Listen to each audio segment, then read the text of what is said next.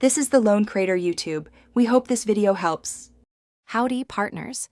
In this video, I will explain how to play Dominoes in Red Dead Redemption 2. This classic tabletop game offers a fun break from your adventures. You can usually find a game at various locations, including Emerald Station, St. Denis, or Blackwater.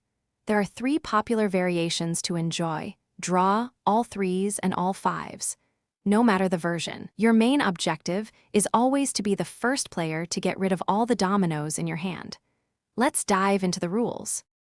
Let's start with the basics, focusing on the draw game. Each player begins with 7 domino tiles from a full set of 28.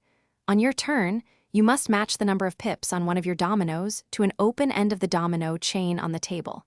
If you don't have a playable tile, you'll draw from the boneyard until you find one. The first player to successfully empty their hand wins the round, earning points equal to the total pips remaining in opponents' hands. The first player to reach 60 points wins the game. Now, let's explore the scoring variations in all threes and all fives. In all threes, you earn points during play if the sum of the pips on all open ends of the domino chain is a multiple of 3. Similarly, in all fives, you score when that sum is a multiple of 5. A unique rule for these games is the spinner.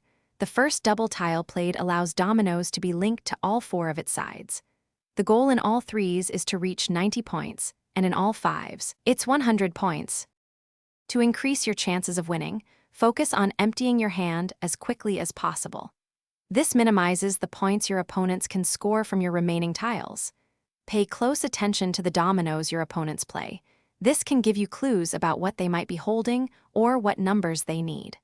A smart move is to strategically block your opponents by playing tiles that prevent them from making a move. And remember, if a game isn't going your way, you can always leave to protect your winning streak. Thanks for watching. Consider subscribing if we helped you.